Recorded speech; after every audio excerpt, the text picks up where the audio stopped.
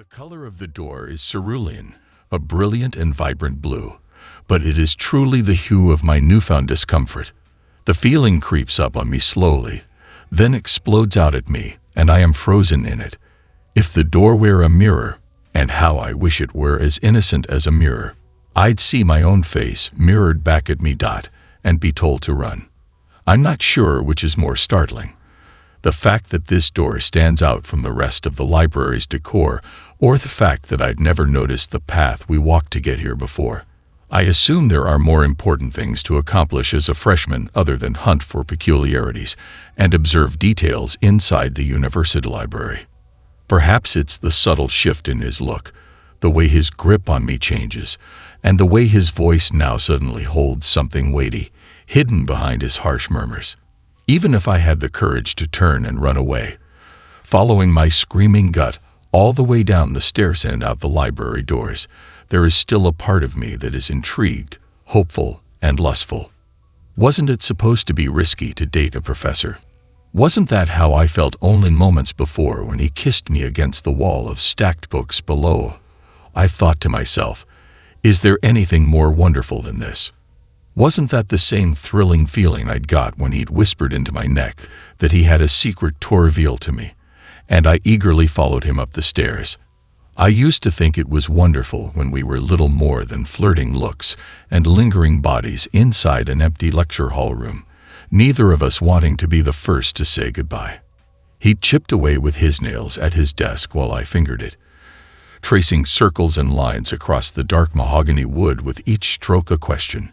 What would your skin think of this? Meanwhile, our tongues spoke trivial things about the weather, hometowns, and off-campus restaurants, things that had nothing to do with anthropology assignments. Our silence begged the other to stay just a little longer, so we could finally, maybe, use our mouths for something else. We were testing the waters at the time, seeing how far we could swim before turning around. This professor turned out to be able to swim all the way out to my dorm room, something I'd never seen another professor did before. "Allow me to take you to the library tonight," he'd said quietly. "I'll be able to get us in after it's closed." His voice had been frantic and demanding, as if saying no would break him. Like sucking peanut butter off a spoon, I wanted to savor the power I had over him at the time. But there was no way I was going to say no. I would have handed him my heart on a silver platter right then and there. When I asked, "What time?" I was out of breath. I'd seen his fingers unlock the double doors like a jungle animal watching its prey hours later under a hazy orange street lamp. I wanted to lunge at them and feel them unleash my body. But even then, just minutes before, I wasn't sure if that dangerous, exhilarating ripple within me was undulating like a wave. There was nothing criminal about doing what we both wanted to do. It was just a school policy that we both accepted as nothing more than a recommendation.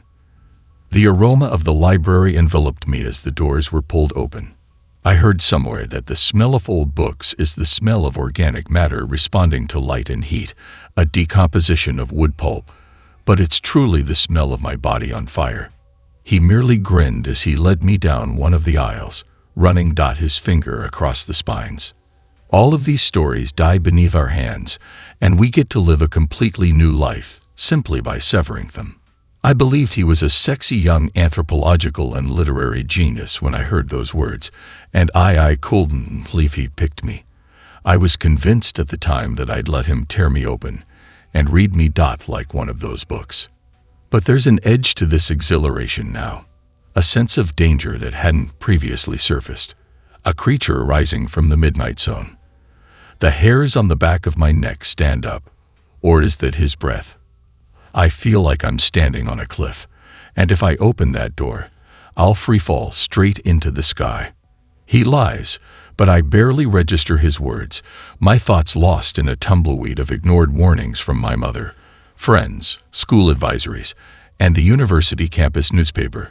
3 freshman girls till missing. He throws his arms around my waist, as if we've become comfortable lovers, as if the one kiss we exchanged downstairs transformed our student-teacher relationship into something more intimate. I lean into it, still playing the courageous girl role. That's what I thought I wanted. That's why I followed him up those steps. I still have a part of me that does. Many of these experiences have been snatched from me by fear, and I vowed this year would be different, didn't I? I shouldn't grab the doorknob, but I do, and I hear him laugh behind me. It sounds like a triumph. That's what it sounds like, a good girl. When I turn it, there is no creaking. I hear the handle unlatch as it glides easily. In another existence, I open the door to reveal a room with a little round table in the center. It is draped in white cloth and candles, and a violinist is playing a quiet, peaceful tune. A nicely cooked steak supper arrives from someplace, and we slice it gently with our knives while drinking wine and slurring forth delectable secrets.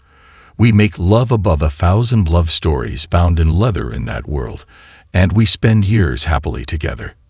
We marry and have 2 children, Olive and Iris.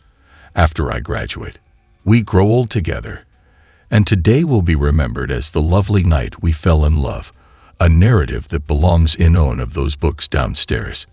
In another world, I open the door to a dull room with a chess game set up for us on a table in the corner. We play a few rounds, with him winning twice before letting me win once.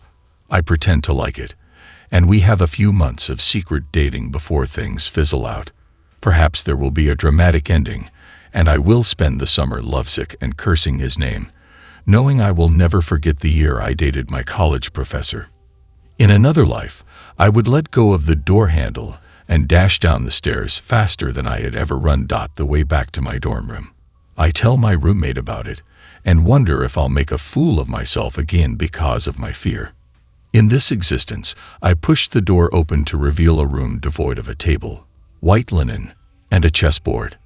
There's a room with 4 walls, all of which I wish had mirrors so I could see my reflection. The awareness sitting in my eyes would inform me that there's a shark in the water and that I needed to swim swiftly, even though I knew it was too late. They'd tell me the truth. I'd never see the hue of cerulean again. The color of the door is cerulean, a brilliant and vibrant blue, but it is truly the hue of my newfound discomfort. The feeling creeps up on me slowly, then explodes out at me, and I am frozen in it. If the door were a mirror, and how I wish it were as innocent as a mirror, I'd see my own face mirrored back at me and be told to run.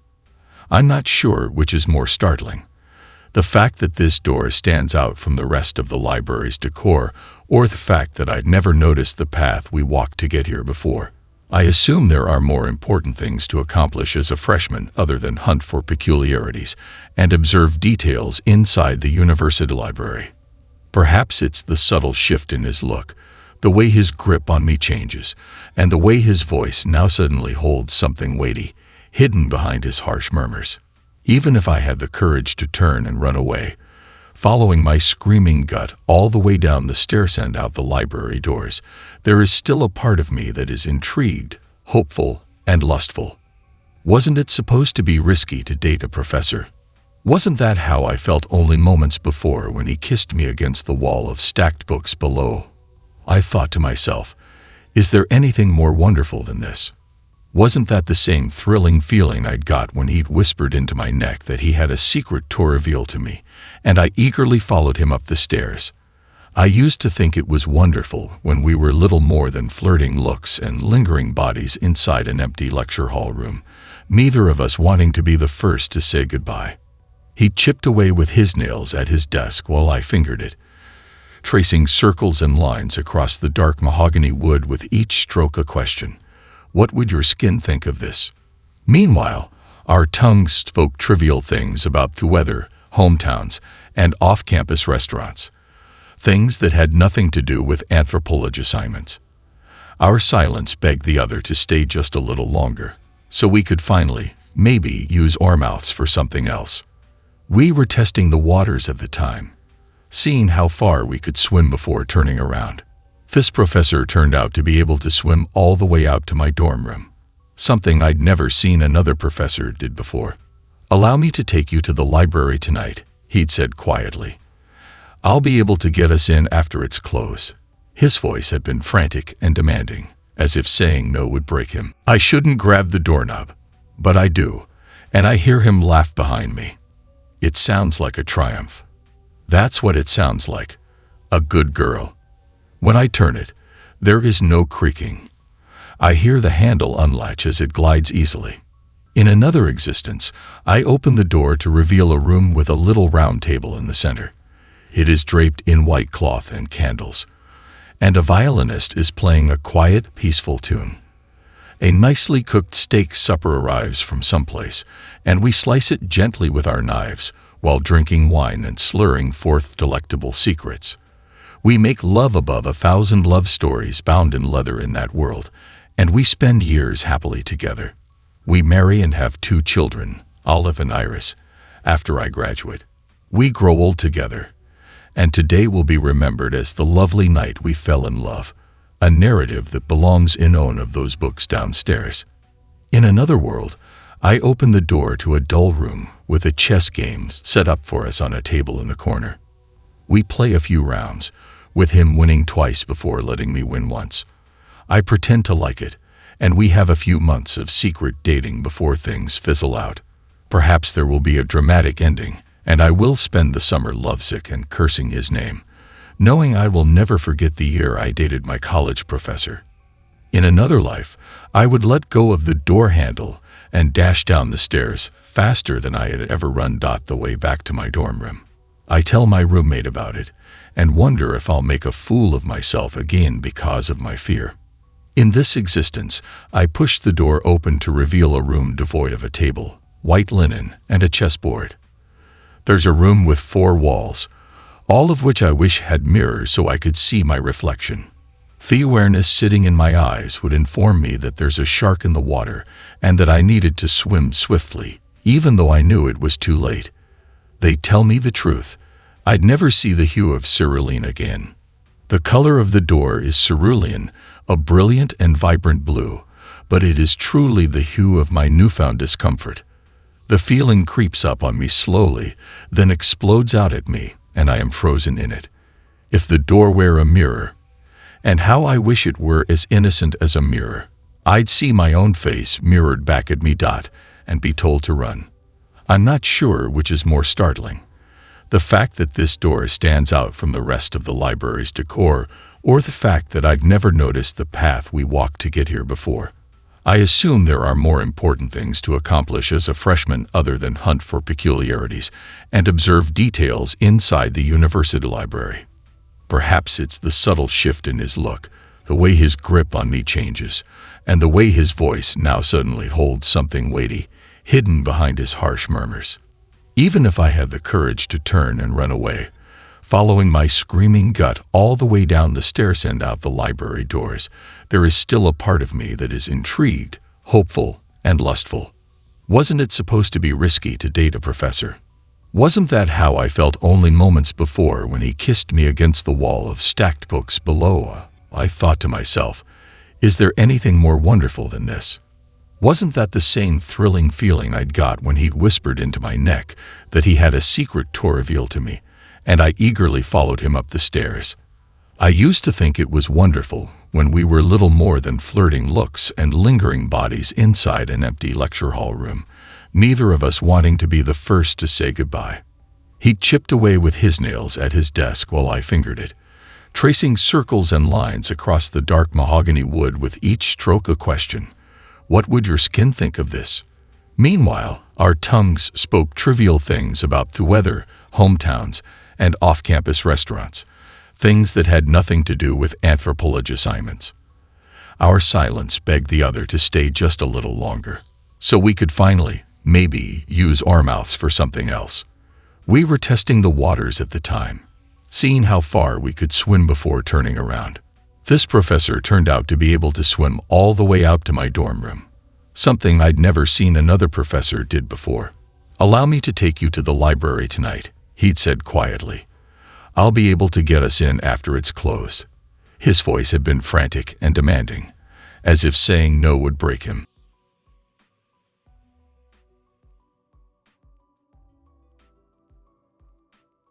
We constantly lose people. It's just part of the job.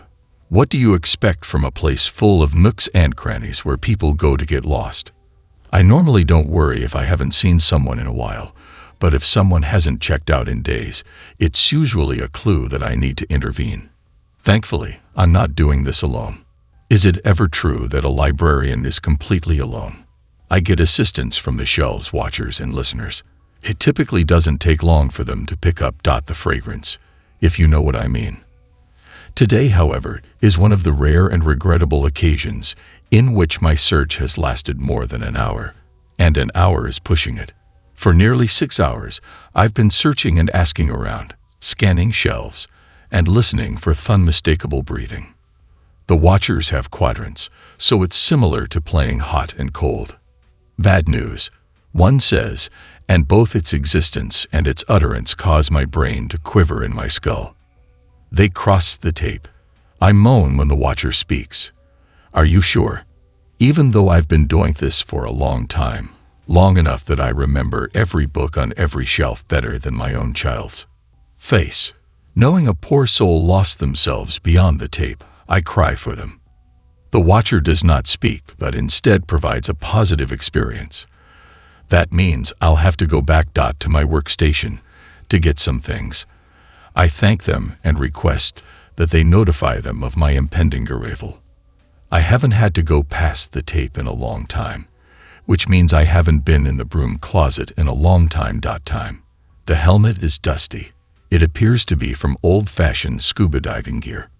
But it's not nearly as sheavy. A bright lamp is attached to the front just above the visor, although it's more of a hindrance than an aid. While others outside the tape are usually aware not to bother me, some are still bored enough to try, and the lamp serves as a signal. I don't blame them, since that's what prisoners do. Find the weakest link among them and put them to the test. I've got a backpack full of non-perishables, tinctures, aspirin, and a compass, not the kind you're used to, but explaining would take too long. And time is of the essence, so I'll leave it to your imagination.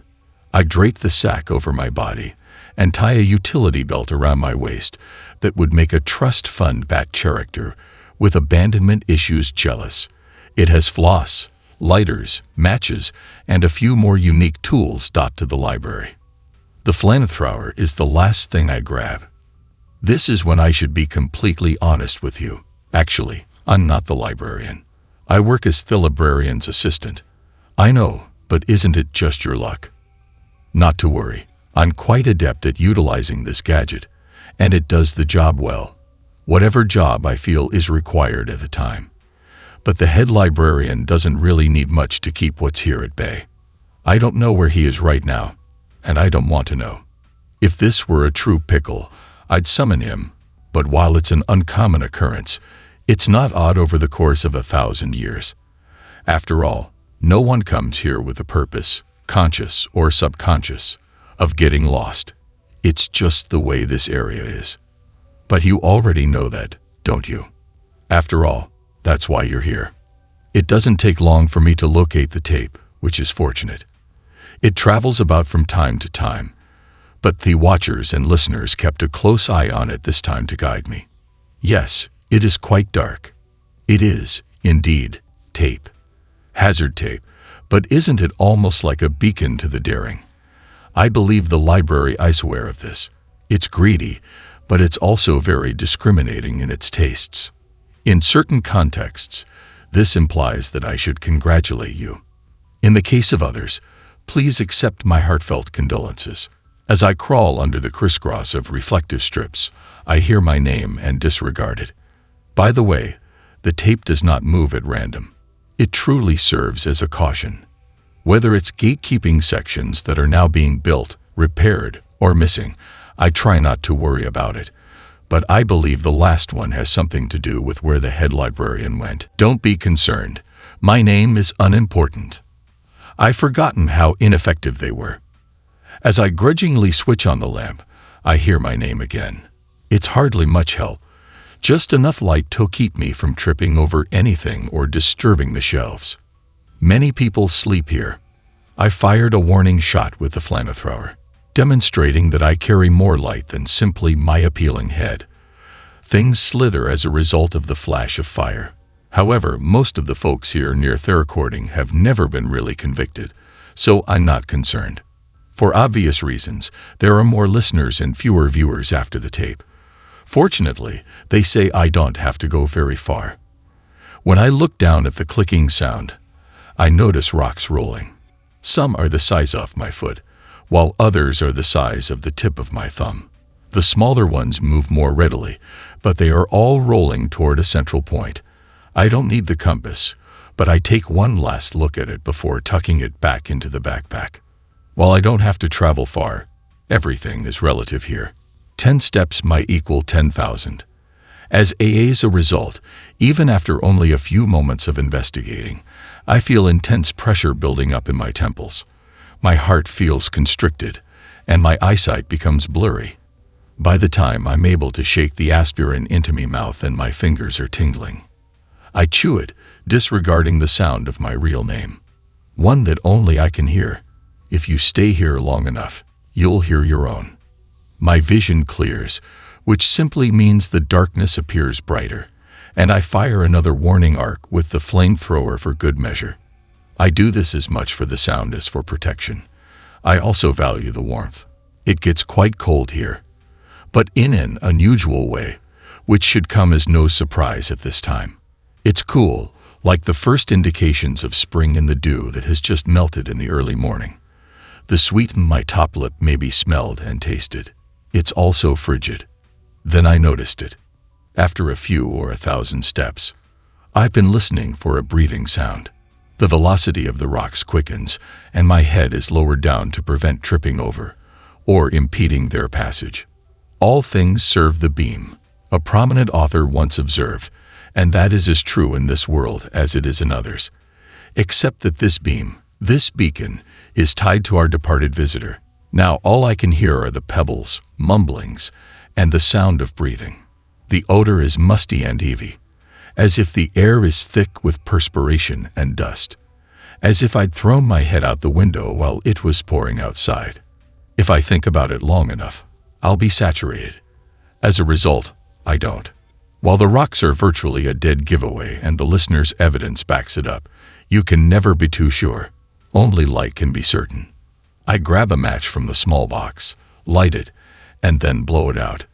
Tiny smoke tendrils coil and waft until they match the flow of the boulders. Excellent. We have not been missiled. After a few hundred steps, the rocks have gathered down an aisle where the breathing is more like wheezing. A terrible fight to take in. And lo and behold, we discovered them. Poor thing. Judging by her condition, she got lost early. She's most certainly been here all day. The book covers her face, devouring her head like a child on an especially huge popsicle. The pages flutter against her overly white jaw. The papery texture of her skin and the lack of muscle mass demonstrate how little time we had, not askin to waste. I take the book by the edges of both the back and front covers. It has most of her head inside at this point, with only her earlobes, hair, and the edge of her jaw peeking out from beneath the pages. I now tightly clutch. The wheeze becomes a moan, which then becomes a sob. Now, I say, and put the book's grip on its victim to the test. It's too tight to yank like a leech. I need to treat it like a tick and get the head out. None of them are meant to be puns, but they just happen after being surrounded by books and professionals for so long. I pull out one of the little vials fastened to my utility belt and peel off the cork. It smells like nothing to me. Yet I notice the effect right away. Our half-eaten explorer moves a little, mostly her fingers, and I hear a second, tinier moan beneath the books. I pour a small bit of the stuff into my palm and carefully brush it down the spine of the book. It wails once again, as does the girl, both in sadness and hesitation. The hairs on the back of my neck stand up, so I turn at the hip, cock the flamethrower, and fire a very long tail of flames. I shrug the weapon back over my shoulder as the sensation fades. It's time to come back now. I knock softly on the book cover with the backs of 2 knuckles. Please accept my apologies. I say it and mean it. I can feel the seal, the bond, splitting like a seamless book, and the girl sighs again, more hollowly. I re-grab the book since these two are so stubborn that you have to tear them apart. The color and mass return beneath her skin, and her eyes, though open, are unable to perceive anything. It's common for her to be like this for a while. She'll be oak. I pour the bottle's remaining contents down a section of her ragged blonde hair. Tears well up in her empties and stream down her cheeks. Her mouth tightens into a thin white line, and she grimaces so hard that the flesh of the corners of her mouth folds into numerous layers. Great agony. I can't help but feel terrible for her, even after 1,000 years, so I bring her hot head under my chin and rub circles into her back. I apologize, sweetie. I know you've been told differently, but this is a jail, and that's not your story. Yours is still being written, and the one who promised you nice promises is dishonest and jealous of you. If the world is cruel, you might have a place here one day. But that is not the case today. So let's go get some tea. I tell her, like I have countless others. Over time, I'd gotten better at it. I used to have to battle them. I'd frequently give up and just keep them safe until the head librarian returned to calm them down. She eventually exhales a shaky, gasping breath. I use the broken seam of her lips to pour a tincture down her throat. I don't even need to see. I can just feel the distinct melodies that distinguish each tincture. It helps because the one I need usually sings a little louder as a courtesy, and it purrs like a cat when I touch it. She chokes slightly, but her eyes begin to clear. That'll do for now. Another round of goosebumps has appeared on the back of my neck. We've stayed a little too long. It's time to leave. I replace the book on the shelf. I don't chastise it. Instead, I let its anguish and frustration wash over me. I'm sorry, but there's nothing I can do. My words and compassion have no meaning. I've noted the volume and will notify the head librarian. They might be able to put it to sleep again. We're back at my desk after I tap the metal bauble around my neck. I lay the girl on an old love seat nearby, start the kettle, and proceed to the broom closet to stash the emergency pack. She'll be just fine. People like her are always. This location was created to assist wanderers and the overly imaginative. Those who can't make sense of the world as it is can glimpse the truth of magic between heartbeats and heartbreaks. And folks like me and the head librarian, when they choose to visit us, maintain the place tidy and open for you. If you lose inspiration for your own story, we're here to help you get back on track. It's in the job description, the library itself. What else would you expect from a place full of nooks and crannies where people like to get lost?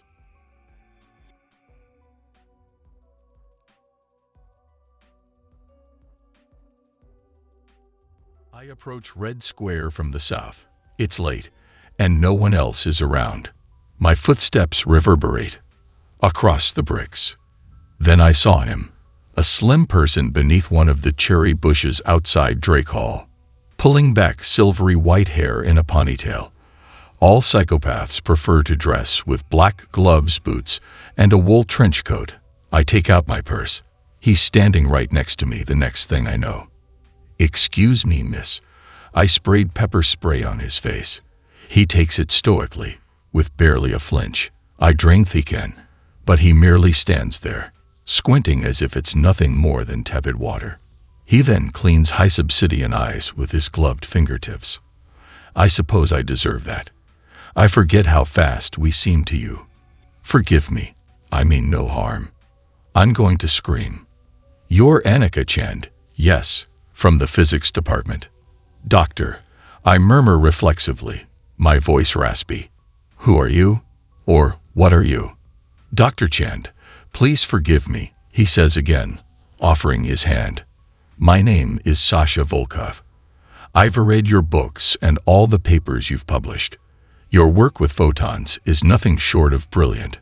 No pun intended. Thank you. I simply say. I don't believe in auras, but if I did, he'd be freezing. I refuse his handshake. I don't want my blood to harden in my veins. I'm hoping you can help me, he says. You are perhaps the only one who can. I don't think so. His brows are pinched together. You don't understand. No, you don't understand. You don't warp 15 yards across a plaza in the blink of an eye, demonstrate a superhuman immunity to capsaicin, and then ask for a favor. I see you're sporting a nice pair of fangs as well. That's very cute. Am I being punked? No, ma'am, he says, pulling a handkerchief from his coat and wiping his face with it. Although I have been told I look like Slavic Ashton Kutcher. I'm calling the campus police. Please hear me out. Look, I'll show you. He goes into a shaft of moonlight and disappears. Not completely. His costume is still visible, but no one is inside. I start to scream as promised, but the sound gets stuck in my throat. The absurdity of the sight, the sheer improbability. I must be having a psychotic break from the stress of finals, or the sushi I had for lunch is generating hallucinations, causes me to scoff and laugh instead. Very impressive. Bravo. You see, the trench coat continues, raising its gloves in a helpless gesture.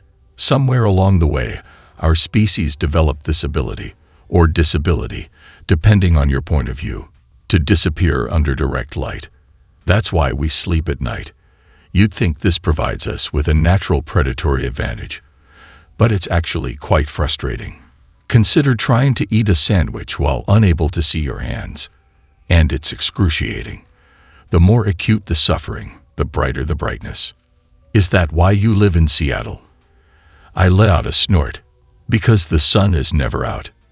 Yes, exactly. Makes sense. I have a hunch there may be some sort of interference at the quantum level between our body's atoms, and solar photons. That's why we have no reflection and can't be captured on film. But the human men can't abide the irrationality, so by rote, it forms a composite to make us appear whole. He disappears into the void and rematerializes. A fancy illusion. Nothing to see here, just smoke and mirrors. There's no eye ni an anchor to sink into my stomach, or for the hairs on the back of my neck to stand up. Nature had to find some way of keeping us in check, or we would have rendered you extinct by now. What do you want? I ask, wishing my voice wasn't so frail, so relatable.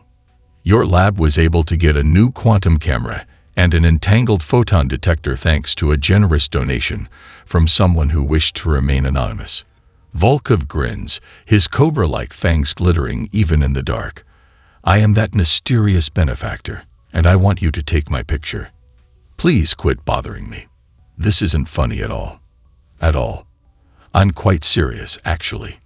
We use simple objects for quantum imaging, such as a gold and silicon emblem. There are no living beings. Well, your legend has it that I'm not actually living. Isn't that correct? I clutch the handbag strap, certain that at any moment I'll wake up in a puddle of my own saliva at my desk, having gone into a fever dream. Then there are living beings. The truth remains. You hurt me, Doctor. I am not a virus or a zombie. My physiology is very similar to yours, with a few notable exceptions, of course. His glare is disturbing.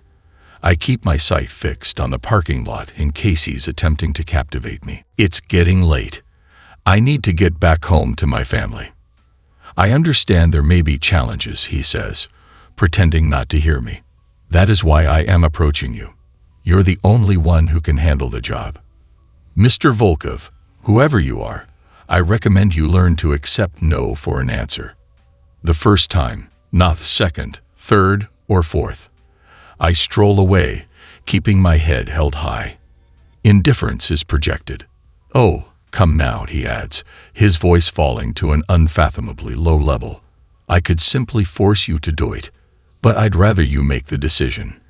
This is a fantastic chance for both of us. My legs have become heavy. Against my will, how is he doing that? I come to a halt, my heartbeat swiftly climbing into my throat.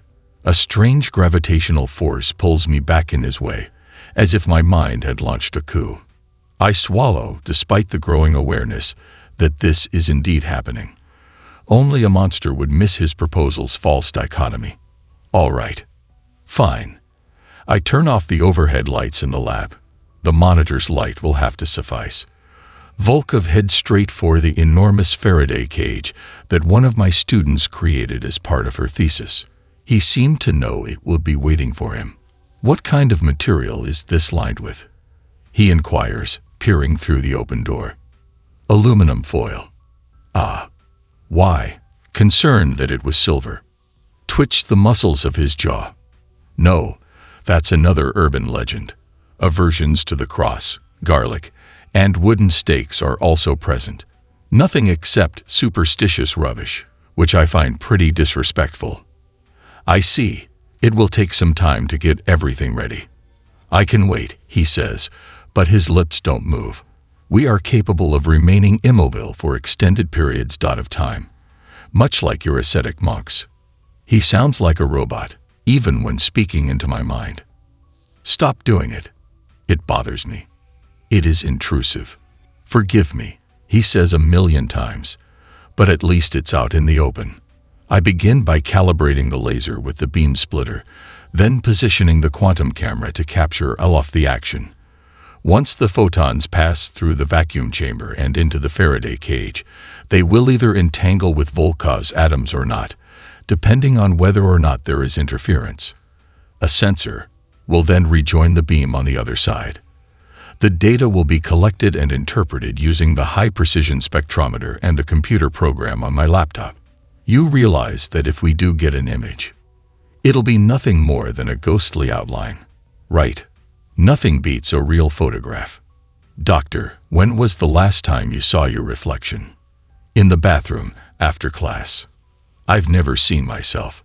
Not on a lake's surface, nor in the gleam of an eye, nor in a darkened paint-off glass. If you are never in the sun, you cannot cast a shadow. Of course, I've commissioned sketches and paintings, but it's not the same, is it? I've never seen a physical representation of Sasha Volkov." He stops. I can't tell if he's fighting something or just dormant because he's so still. Can you imagine how that makes you feel? To have such little proof of your own existence. "I mean, I teach for a living," I explain. "I'm curious how many individuals he's fed on. How many pints of how much blood has he consumed?" "Thousands," he adds again, reading my thoughts. "What is the significance of that?" "I asked you not to do that." I can't help myself. It's like asking me to disregard a siren. "If you want my help, then you can try." He doesn't move, but I can feel his annoyance building, as if he's channeling it right into me. How many animals have you consumed in your lifetime? How many cows, chickens, and fish are there? I'm a vegan. I've been doing so since 2006. I figured you'd be aware. The key is that you don't think of food in those terms. Would you condemn a lion for devouring a lamb? It's just the way things are. We've been with you since the beginning, co-evolving in the shadow of your monuments. Nature created us for a single purpose, to weed out the human herd. But as you can see, we're doing a terrible job. There's more of you than ever. In an unexpected, maybe misleading turn, I see his emotions fall into self-pity, as if he believes he is ultimately the victim. Aren't your people simply humans who have been bitten and turned? What about Lestat and Lewis? His anger develops into outright disdain. Ridiculous. Is it possible to transform a chimp into a human? We reproduce similarly to mammals, through fornication and pregnancy. After all, we are warm-blooded creatures. It's simply not in our blood. It doesn't come from our bone marrow. His rage subsides slightly, and he says, "I have never been human. But I survived. I've witnessed wonders and atrocities beyond comprehension. We have our own civilization, hidden away in your nooks and crannies. We have our own goals. We are ready to run our first trial," I announce, glad for the change of subject. "Please quit talking and stay still." Volkov closes the door and settles in. I activated the laser. The beam is divided and directed into the cage. The hum of the machinery soothes me, reminding me of the countless pupils who have used it to go on their first journey into the subatomic realm. The inevitable smile of elation when they finally glimpse the particles they've been reading about for so long. In the midst of this ruminating, Understand it's acting as a psychic shield. My subject is occupied, and his hold on me has weakened. I tuck a ballpoint pen inside my blazer pocket and hope he doesn't notice. We conducted a total of 6 trials. The entire procedure takes slightly more than 2 hours. When it's finished, I take a screenshot of the results and email it to my workplace printer. Volkov comes out of Thikage and joins me, and once it's printed, I give him a copy. He takes it as though it were his birth certificate. Like I said, pretty grainy. But it worked, he says quietly. He caresses the grayish figure with his fingers. He is completely engrossed. I sense his heady mix of happiness and astonishment, the vanity that coils like a serpent around his heart. "It's me," he says quietly. "You got your money's worth. I need to get started right now. I'm sure my family will be concerned." Volkov throws me a sidelong glance. "Surely you know by now that lying to me is pointless." "I'm not sure what you mean. If I don't return home soon." "Doctor, you live alone. It has been since your split with Paul. You don't have any pets or anything that relies on you for survival. Not even a cactus. Your younger sister calls to check on you from time to time, but not frequently enough." He appears bored with the issue, preferring to pore over the printout with the fervor of an art assessor. "Has your system picked up on anything else?" I shake my head, pushing aside the feeling of betrayal. The emissions analysis yielded a slew of errors. Because no entanglement happened in any of the 6 runs, this appears to validate your notion of some form of interference. However, determining the true source of the interference would necessitate a far more extensive experiment. "I see," he murmurs as he licks his chops. "It doesn't matter. It's still a huge success." I couldn't help but ask, "Are you going to kill me now?" He flushes. He's most likely playing me, but I can sense the pain and hurt feelings in his chest. "Certainly not, Doctor. You've got me completely wrong." He grips the printout in both hands and looks around the lab, taking everything in. "I'd like you to look into me further. If necessary, enlist the assistance of others. We have people we can rely on to test my DNA and collect blood samples. Consider this. If we can produce similar results, you can publish them. These discoveries will radically change our understanding of biology and quantum mechanics, and how might that affect your career?" "When I don't say anything," he continues, "it's time for Homo sapiens to realize they aren't as alone as they think. It is time to move beyond the predator-prey relationship and collaborate. We need to act quickly before your species kills us all due to your blatant disregard for the health of the Earth." His gaze falls on me. Despite his comments, I'm sick to my stomach because, in his haste, he's let a few of his memories slip. I saw his first kill when he was just 4 years old, while hunting with his father in the streets of Quebec. The elderly homeless man was wrapped in a doorway, his throat's pallid mottled flesh. The intense hunger was 1,000 times stronger than any I've ever felt. An insatiable desire. When the man awakens, he is immobilized by Volkov's father. Fear emanates from him like a foul stench. His dying thoughts are filled with sadness. He's worked so hard for so long, endured so much, and survived on so little, just to be eaten by a night creature. Volkov likes it as well. He feeds on every drop of guilt, every pitiful moan, and every dream, along with the blood that gorges on the man's life energy, until he's as full as a tick, and his father merely says, "Good." I observe his most recent kill from the previous night. Stephanie Albright is the Faraday cage's creator. He broke into her dorm room and drained her while she slept. She died and had no idea it was going to happen. Volkov is now staring at me. He is aware that I am aware. "Don't," he cautions. I smear the ballpoint pen on his chest. My aim is flawless. It gets stuck between his ribs to the left of his sternum and strikes something hard, catching as he breathes. He growls at me. "I told you that wouldn't work." Then I'm flying across the sky. My body collides with the quantum camera, causing it to smash against the wall. I collapse on the floor, sparks falling down on me. Pain surges up my spine. knocking on the wind out of me. Volkov has 1,000-ton hydraulic press on top of me in seconds. There is no longer any way to fight back. Then do it, I hiss at him. I'm not going to be like the man on the street. I shall not die in an unworthy manner. If he's going to eat me, let him just taste hatred. Do it, you filthy parasite. He flinches once more. His emotions are a kaleidoscope of fury, disappointment, and despair. Below that is a childish desire for my approval.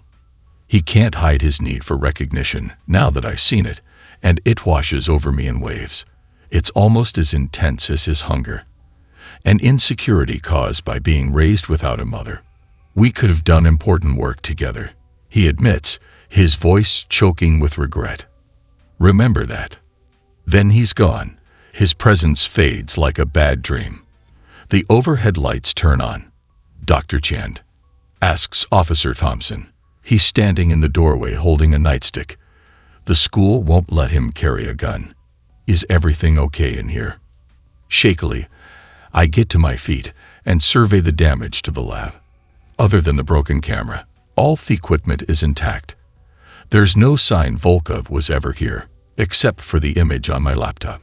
I'm okay, officer, I say, but we need to send the local police to Stephanie Albright's dorm room.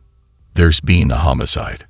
Gripping his stick closer, Thompson asks, how do you know that?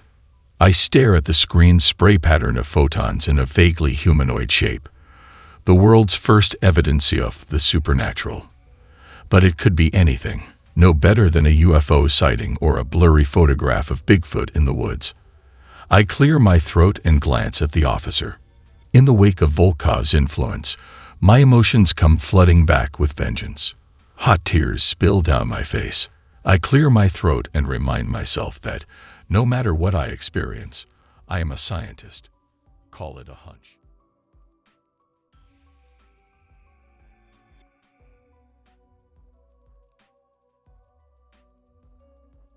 It's 2 a.m. Cassie's lamentable wail wafts up from the pantry. I lie in bed, exhausted from lack of sleep, staring at the moonlight through the open window, debating whether tonight is the night I start setting boundaries, pretending to ignore my daughter's cry for attention, or going downstairs to take care of her needs, as I have done every night since she died. The clock's lit hands read 2:30 a.m. by the time she stops talking. For a little moment, hope extends its hand to me. Is the agony now over? Is tranquility finally mine? My ears are filled with the sound of a drumbeat. Nerves release an insurgent strain. And it's 2:45 a.m. This is when I started to believe she had settled down for the night. I close my eyes, breathe in, breathe out, and a strange peace comes over me. When I'm about to fall asleep, a thunderous clap of wrath shakes my bed, and I hear Cassie shriek like a banshee. I fling off the covers, slip into freezing slippers, and make my way downstairs, hoping Cassie will be gone by the time I open the pantry door. But she's there, a mountain of meringue on top of the refrigerator, all folded and as white as freshly fallen snow. The silver heart charm that swung from her wrist in life is still in place. Her dark eyes are red and bulging, and her pudgy hands stretch for the air. About time, she sobs, repeating what she tells me every night. I sigh and rub my tired eyes. I'm sorry, sweetie, but I was trying to sleep. It's nearly 3 a.m., do you understand? A flashback to when Cassie, a toddler, would creep into my room in the early hours of the morning to tell me she had been calling out for help in the bathroom. And would I come with her right now because she really needed Togo, me chastising her as I chastise her now? I sigh. Then there's that. You have a spirit. So perhaps you don't. A moan swells up and erupts from her insides. The pitch is deafening. I'm obliged to put my hands over my ears. Are you aware of how long I've been waiting? She explains. Are you trying to starve me again? She brings up the phrase, starve. It exacerbates my guilt, and in my exhausted state, I want to laugh uncontrollably. I open the refrigerator door, burying the mocking smirk on my lips among the stacks of food on the shelves. pastries loaded with cream, trifles, grilled sausages, and bacon, and chocolate muffins with swirly frosting domes.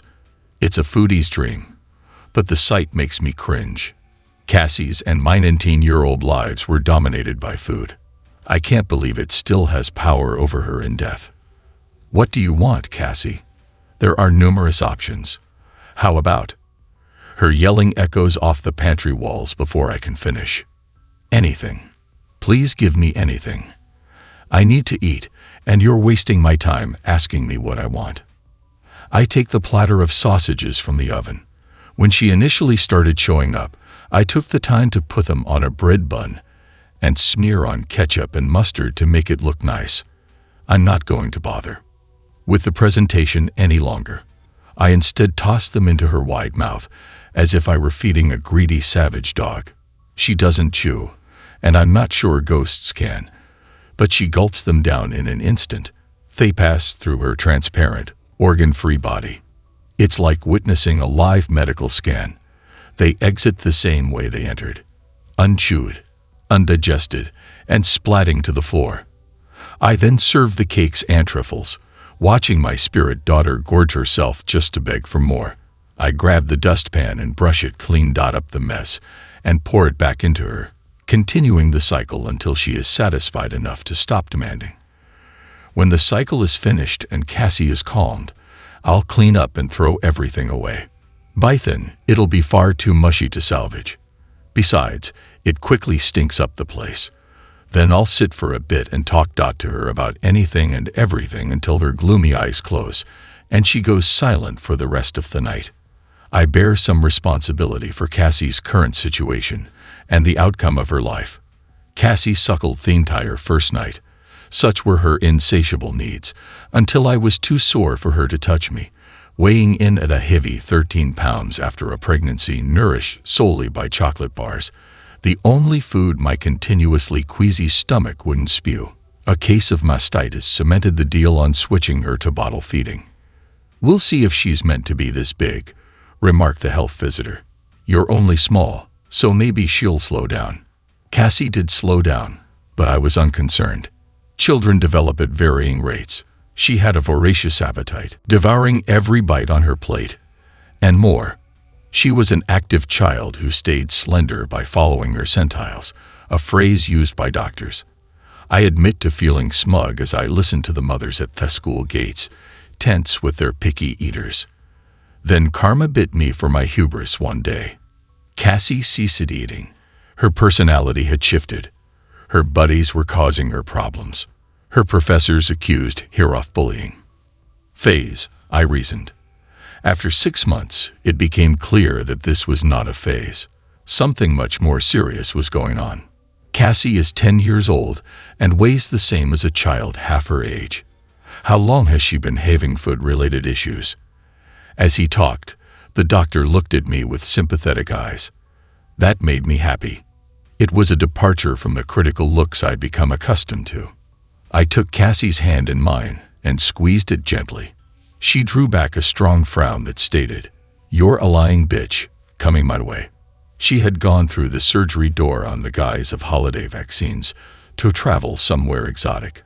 I said it with a fixed expression so she wouldn't suspect. I was willing to pay a high price for inventing such a whopper, but by then I'd done, and said anything to get Cassie's assistance. "Since summer, so 6 or 7 months maybe," I said. She didn't like how she looked in her swimsuit, saying her thighs were too wobbly to show. I expected it to pass, but it hasn't. It's deteriorating. I've been called multiple times to pick her up from school because she'd fainted. She becomes short of breath at the slightest exertion. Her bones protrude. She has a light complexion and sleeps a lot. I'm afraid about her. I didn't want to say that I feared she'd die, but that it was possible. As a result, I kept it to myself. There's a risk of long-term health problems if she doesn't start gaining weight, the doctor said, looking at Cassie. "Do you understand what's going on here, Cassie? You're really slim, which is bad for you." Cassie stared at the ground, arms crossed across her chest. The doctor let out a sigh. "Shall we see what assistance we can get for you?" We left the surgery with a prescription for additional feeds, iron tablets, and vitamins in my pocket and a referral to child psychiatry on the way. Cassie sulked the entire way home, shutting herself away for several days without saying anything to me. When she eventually appeared, her wrath had escalated. "How dare you tell the doctor that I don't eat, Mom?" she shrieked. "This is my concern. Neither yours nor his." She flailed her arms in the center of the kitchen, her tiny ribs evident beneath one of the close-fitting blouses she insisted on wearing to show off her model shape. Cassie's stare pierced me. I felt like I had been reincarnated as the devil. "You require assistance, darling. I attempted to do this on my own, but am now at a loss. I'm at a loss for what to do. You're wasting your time. I can't bear seeing you like this." "Then don't look at me." Hands on hips, head forward. Her eyes had a wild gleam to them. "Cassie, please do not do so. I merely want to assist. So shut up and leave me alone," she said as she walked to her room. She yelled from the top of the steps. "And just so you know, I will not see a doctor ever again." The bottom stairwell door swung open. As Cassie approached the kitchen, I quickly buried the bottle labeled sugar-free lemonade that I had replenished with a sugary version inside the refrigerator. Cassie was 15 years old at the time, skeletal, and walked for miles every day and night, despite the fact that a heater was turned up so high that I couldn't breathe. She came at the kitchen door, dressed up in clothing, a scarf, and a warm cap. "It's freezing outside. They've also predicted rain," I explained. "How about we watch a movie? I bought some of your favorite toffee popcorn and hazelnut chocolate." Gray rings surrounded her eyes, and angry red patches radiated from her cheeks. "Maybe later," she answered, turning to leave. "I'll be back by 1. Today is clinic day. Remember not to forget." The front door banged in her face. Cassie would be home in time for her weekly checkup, despite her lack of response. She'd made a deal with the medics that I knew she wouldn't break. In exchange for doctors postponing her forced hospitalization, she agreed to eat a little more and go to the clinic every Friday to be weighed and have her blood examined. Cassie stared out the side window as we drove to the clinic that afternoon, me singing along to the radio. The light had broken through the clouds, changing a dreary day into something lovely. Cassie left the clinic with the nurse, only to return a few seconds later with an enthusiastic grin on the nurse's face. "She's gained an entire kilogram since last week," the nurse declared. A ray of light shone through. In that key moment, I began to see faith. My faith, however, would soon be destroyed. The next morning, as I flung clothing into the washing machine, I heard a knock-knock from inside. I found nothing evident when I emptied the machine, but when I went through Cassie's clothes, I noticed small, hard lumps in the hems of her pants and in the lining of the jacket she had worn the day before, and childlike stitching on the inside. I tore it open. Pebbles landed on the floor. "You should have admitted her to a psychiatric hospital when you had the opportunity. They'd have taken care of her. They're the experts, not you." Having chastised me throughout this difficult period, my mother's unwanted advice came as no surprise. "Mom, Cassie doesn't want to be in the hospital," and I couldn't bear the thought of her being force-fed, which is exactly what would happen. It would be hell for her. I'm confident she'd do something drastic. So she dies either way. My feet barely touched the floor as I left the house, car keys in hand, choking back tears. I sped along the road, unsure of where I was going. I didn't come back for another 3 months. 3 weeks after the vehicle accident, I awoke from an induced coma. Extensive surgical repairs to my left leg, from thigh to ankle, required weeks of rehabilitation and relearning to walk. Cassie had a slightly prominent stomach and a fuller face by the time I got home, but she seemed depressed and soulless. Do you see what I mean? This is what happens when you set boundaries for your children and don't allow them to control you. My mother proudly displayed a plumper Cassie before me. I grasped Cassie's hands in mine. "You look fantastic, honey. So lovely." We exchanged hugs. I could feel the meat on her bones and her warmth. She forced a smile, despite the darkness in her eyes. I watched Cassie shovel her grandmother's food into her mouth mindlessly for thirst of my mother's visit, not seeming to taste or enjoy what was going on. Didn't she try to throw it all back up when I first arrived here? But I put a stop to that as well, my mother declared. Cassie gave a nod. She didn't glance up, said nothing, and continued loading her fork, filling her mouth and swallowing like a machine. I should have been relieved that she was eating. No, I wasn't. Neither Cassie nor my mother would expound on what happened between them during my absence when I inquired. Cassie would shrug and close her lips. My mother would smile and say, "Proper parenting, dear." It wasn't until Cassie's funeral 4 years later she offered her pious reason. That's what occurred. I brokered her. I took away everything she liked. Her music, television, and those dreadful juvenile coloring sheets you persisted in purchasing her. I kept her inside the house, so she wouldn't be able to exercise. Every meal, I shoved a spoon in her mouth until she gave in and started eating. Without nourishment, there is no reward. I slapped her when she fought back. Every minute of every day for 3 months, never leaving my sight. That was all it took to reclaim Cassie. It's what you should have done, but you had to give in to her once more. Look at where she is now. She shifted her gaze to Cassie's portrait on the mantel. She then vanished. When I was slim, you didn't like me. Do you dislike me now that I'm fat? Cassie inquires. I'm sitting across from Cassie's ghost on a chair I dragged from the dining room. I still haven't cleaned up the food spilled on the floor. I stare into the kaleidoscope of hues and textures. I've always admired you, Cassie. I was concerned about you when you were overly thin. That didn't imply I didn't like you. In my haste to see her eat, the pot flew into the air, the bolognese within it splashing over the kitchen cupboards. Plates broke on the floor tiles. I never told Cassie this, but these were the times when I despised her the most. I used to think you were a useless mother. Cassie's face morphs like a hologram when she turns. Do you still believe that? I ask. You didn't get what I was saying. You were too terrified. Cassie's gaze falls on me. I can picture the depth of her depression as an unending, gloomy pool. She eyes us aloof and out of reach as she has always been. But I didn't see it, and I didn't understand why. My throat becomes clogged. I can't take it anymore. I take out the dustpan and brush to sweep the debris off the floor. The mop follows, swishing back and forth until the dirty patch shines. Cassie remains silent throughout, watching me work. She eventually breaks the silence. Are you missing me?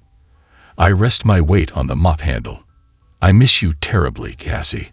I only wish we had spent more time together. Happier, less of a struggle.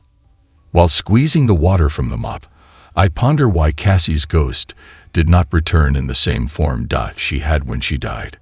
Emaciated, almost there, was her phantom bulk intended to mock me. She says, as if she can read my mind. You were only happy when I was eating, when I was older. So she comes here dressed like this, because she believes this is how I prefer to see her. I lower my head to hide the welling up tears. Seeing you like this doesn't make me happy. To see you so depressed. Not then, and certainly not now. The trembling in my bones echoes in my words. Cassie sways, her massive frame swaying. As the crying begins, her face crumples. The mop falls from me grasp, and I try to embrace her in my arms, but I come to a halt when I realize I can't touch or feel her. It's all right, honey. You are not required to do so. Trust me on this. I'd rather you sleep. Her sobs fade away like the end of a song. She comes to a halt. Do you not want to see me again? Her query is barely audible. I'd do anything to see you again, but not like this, and not if it hurts you. I see her spirit smile for the first time since she began appearing here. 5 a.m. A chill seeps in through the open window as the low sky is studded with shimmering dots. I cringe, get up to close the window, and with the click of its handle, my sluggish brain registers that Cassie has not awakened me. I keep an ear out for her sobs. There is nothing but silence in the house. I should crawl into bed, grateful for the quiet.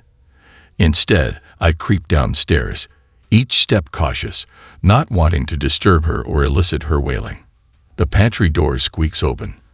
I take a step inside. Cassie is no longer present, save for her heart charm bracelet, which is still on the top of the refrigerator. I take up the bracelet, wrap it around my wrist, and feel her touch against my skin. It assures me she won't return, and that her haunting is over. I climb the stairs and crawl into my bed. Cassie's heart pendant is clutched between my fingertips as I fall.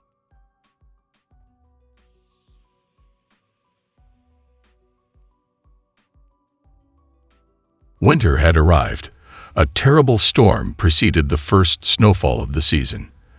It had been a horrible day, with furious gusts smashing against the shutters like an out-of-tune drum. The thin window panes whistled an obnoxious sound in the little spaces around every entrance in the old house.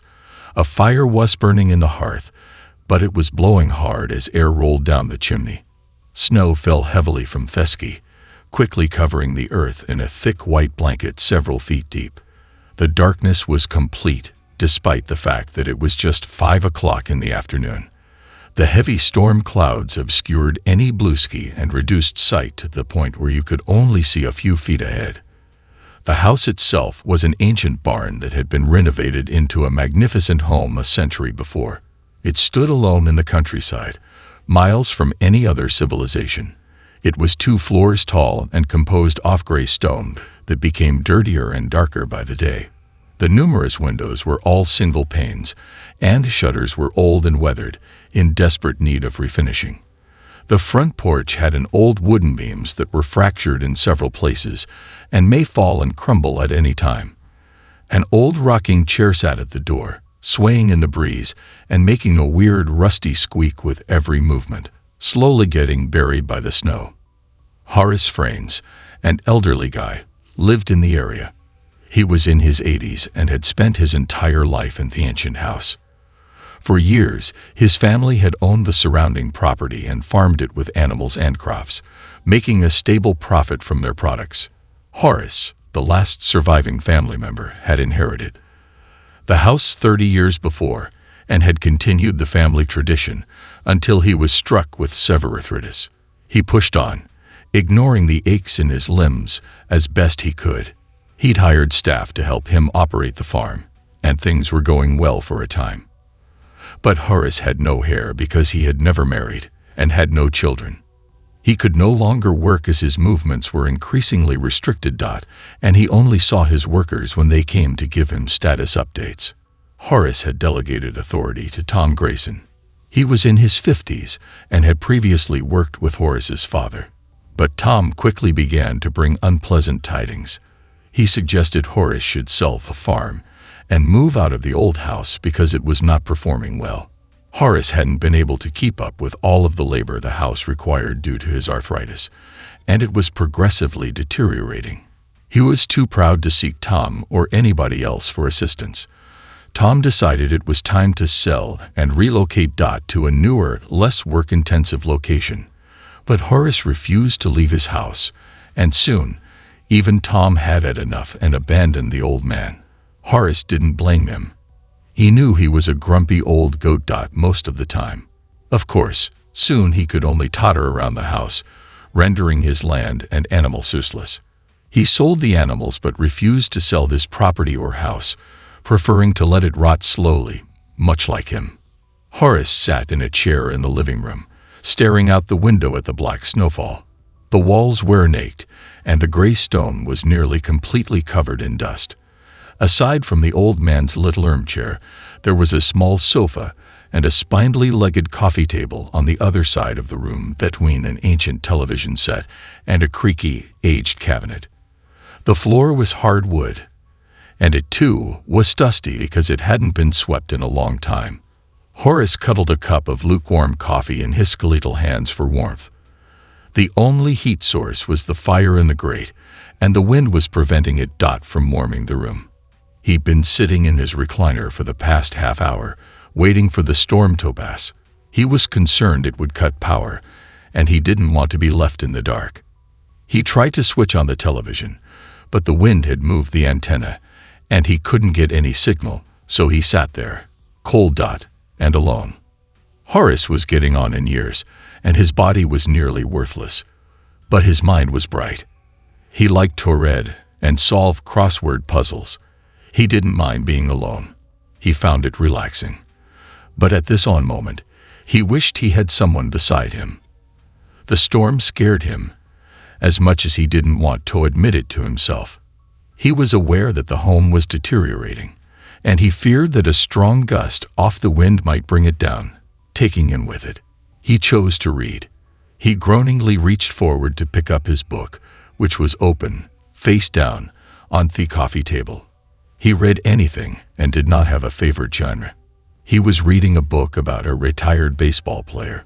He turned the book over and began reading, but he only got 2 phrases in before the lights went out. "Dan," he grumbled. The fire wasn't enough to keep him going. On top of that, he suspected he had cataracts. Recently, things appeared hotter than normal. As he dragged his hurting limbs out of the chair to seek out some candles, he let the book fall off his lap. He had only gone 2 steps when he heard a tremendous crash coming from behind the house. As he began, his heart skipped a beat. He then heard another loud blast, followed by a tremendous crash less than 10 seconds later.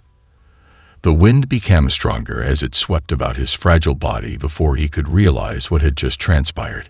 He was perplexed by what was going on. He pushed his body forward towards the disturbance, exiting the living room and entering the kitchen at the back of the home. The kitchen, like everything else, was old and disintegrating at the seams. In any case, Horace only entered the room to microwave a meal or prepare a coffee. He had ceased cooking years before. He screamed in surprise as he pushed the door between the 2 rooms open. A rear door in the kitchen led into a courtyard behind the home. However, the door had been hacked to pieces, leaving a gaping hole in the middle. He shivered as chilly air rushed through it. The floor was already snow-covered. He approached it with caution, wondering what had happened and attempting to slip. The door appeared to have been ripped, but surely not by the wind.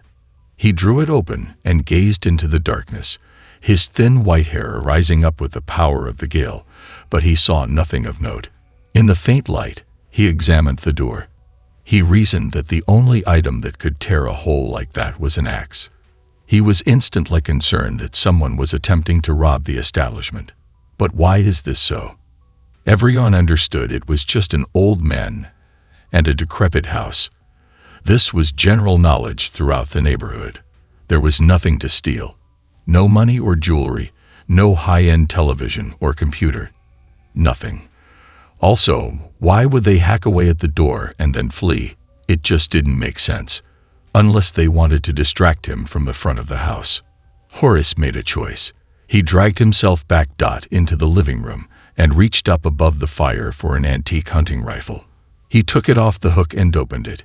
Even though the chamber was empty, he knew he had some bullets somewhere.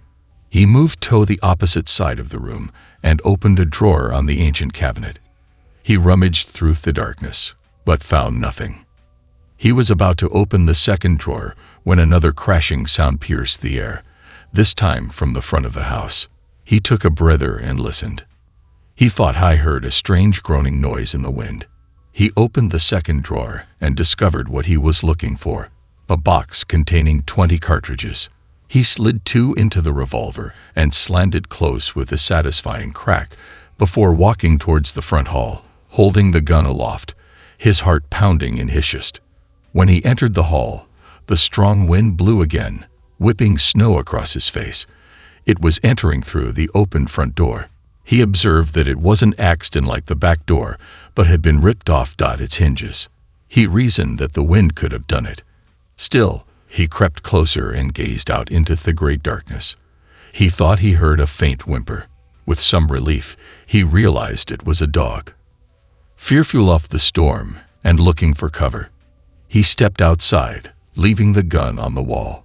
The storm nearly knocked him over, but he held the front porch railing with all the vigor his arthritis would allow. "Here, boy," he cried out to the crying child. "Come here." He moved forward yet again. His foot was on the top step. The dog, or whatever it was, didn't move but kept whining, as if it were in pain. Horace strained through the darkness, attempting to see the mutt, but couldn't make out anything. He remembered putting a torch in the hall cupboard and went inside to collect it before returning outdoors. He turned it on and cast a weak yellow glare into the darkness. The critter was curled into a ball in the snow just a few feet from the porch. Horace couldn't see it clearly, but he felt it was a strange dog. It appeared to be hairless and slender, with long and robust legs. Its skin was a strange gray color. He couldn't see its face, but the longer he stared at it, the less he believed it was a dog. It was far too large and resembled a person. "Hey!" he exclaimed loudly. The creature didn't move but continued to moan. Horace stepped down the front steps and into the snow. He was barely a few steps away from the item. It was very emphatically not a dog. He could see the spine's bones and the curled figure of a human. "Mister," Horace stated, albeit quietly this time. He extended a hand and, hesitantly, placed it on the person's back. Horace gasped and fell backwards, stumbling and banging his elbow on the first step of the porch as the thing turned around. Pain rushed through his body, but the elderly man couldn't move. He was staring at the thing in front of him without blinking. Its expression was unlike anything he'd ever seen before. It was malformed, with enormous white eyes, a short nose with nostril openings, and a blood-dripping wide mouth. The gray skin was tight over its skull's bones, yet it seemed to be lacking in certain areas, and Horace thought he saw bits of the skull jutting out of its head. Then it sent out a roar so loud that it hushed the breeze. It jolted Horace's bones and aggravated the discomfort in his elbow. The sound was strange, like something out of this planet, and it terrified Horace to the point of passing out. The beast was peering at him and even sniffing him. Horace could see its narrow nostrils open and close. He could even smell it. There was a horrible odor, as if rotten eggs and decaying meat had combined to create a new flavor. Horace swallowed the bile that had suddenly risen in his throat, and he lifted himself off the ground. The thing was slowly rising from its curled position, and Horace didn't want it to get too close to him. He climbed the steps backwards as quickly as his body would allow, never taking his gaze away from the beast. He arrived at the porch and searched for Thientry. So far, the monster has remained motionless, staring at Horace, blood leaking from the corner of its mouth. The old guy stepped inside the threshold and rested his palm on the muzzle of his rifle, clutching it securely and finding comfort in its presence. His elbow was still aching, and his knee joints were grumbling, but having the rifle with him gave him more confidence.